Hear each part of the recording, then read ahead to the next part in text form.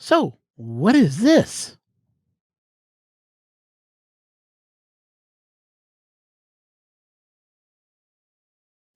Hi, everybody. Welcome back to Canadian Maker Project. My name here is Ron. Hopefully, you guys are having a great New Year's Eve. But I got a print that I wanted to show you just before the strike at 12. Hopefully, in your zone in the woods. If it's not already, have a great new. Hopefully, you're having a great New Year's. It's the timing thing. But anyways, I bought these hex drivers a long time ago. Let me go pick up one of them right here and show you guys what I'm talking about. Remember these? If you don't, there's going to be a link in the corner that's going to pop up and it's going to point you to that episode. Recommend you watch it and then come back to this. But if you do remember these, then you know why I'm so happy about these things. I love these things. They have been a great lifesaver. And I'm not scratching my hands on parts and moving stuff. Oh, man. These things have been a lifesaver. Like, you don't understand. So easy on the wrist. Lightweight and strong. But anyways, besides that, I was thinking to myself, it would be better to have them not in such a case like this. This is just your basic everyday pencil case. Cheap, plasticky, but great for carrying the tools around when I need to carry them. But it's not nice. There's no way to store them, display them, easy to grab them. I have to open up this and then fumble inside of it. You know what? I like this box, but there got to be a better way. So I said to myself, well, I haven't seen anything like that or know of anybody that's done anything like this until one day a tweet came by my screen from David Wheeler. This is David Wheeler's Dave of Things is what he's known as on Twitter. Do recommend to start following him. He comes up with some great stuff, so just hit the follow button. But he came out with this, a little stand for a new hex driver set. I was like, whoa, okay, I gotta have a look at this. There they are.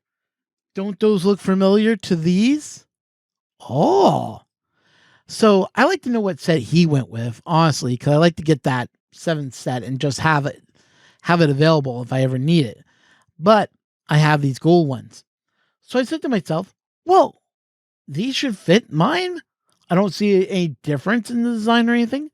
So I went to Printer Printers, which I'll have links down below, guys. Remember, links are always down below to these. Like he said, he bought those driver sets on Amazon.com. So I'm going to check out that Amazon link. But I don't think that's available in Canada, unfortunately. So I'll check it though. Anyways, but if you are looking for the hex driver kit that I got, I have that link in my other video. But he has this set, which is kind of nice.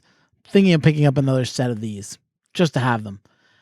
But this part comes in a couple parts. So what I'm going to do is we're going to go back and we're going to rebuild it. Since I have all the printed parts here, and we'll get it together and you guys can have a look at it and see how it goes together. Okay, so I printed these parts. These are the two parts. It's take about 3 hours altogether to print on the Ender 5. These are Polymaker Gold PLA Silk. Very simple to print. Takes a couple hours, and they easily print. The one print that got me interesting was the stand. So the column is printed in 2 parts. So, yeah, it's not one part. It's just 2 separate parts. This I printed with some Canadian Maker black from Filaments.ca. This is from the Canadian Maker series. Their Canadian Maker series is basically a filament that is like it has a matte finish to it. It's actually a really nice looking black. So if you guys are interested, links down below where you can buy this filament, the black that is. So the first part is you can put this together and it'll just go right on in.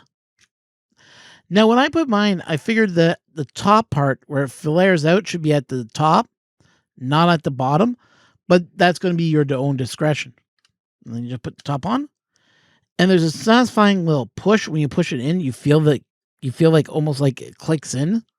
So there's that satisfying click that's there too.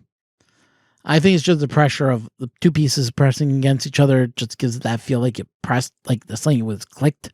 But nevertheless, it is movable, very loose. So you can easily turn this in if you wanted to.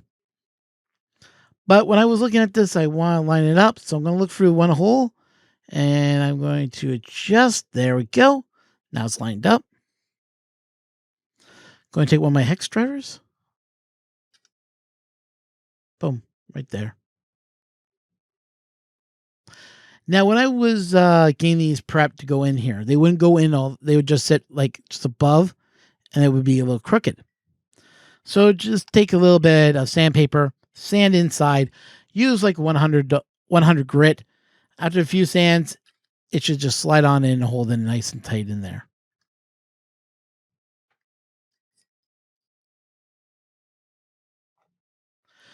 But if you're looking for something like what this is, definitely it's worth your time to follow him and check out his Prusa page. Like I said, links in the bottom.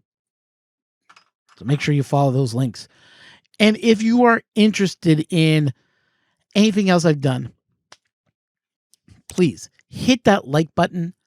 Don't forget to hit the subscribe button and ring that bell for notifications. I know we have to say it all the time. I know you guys get tired of hearing it, but it helps the channel grow. And that's what I'm trying to do.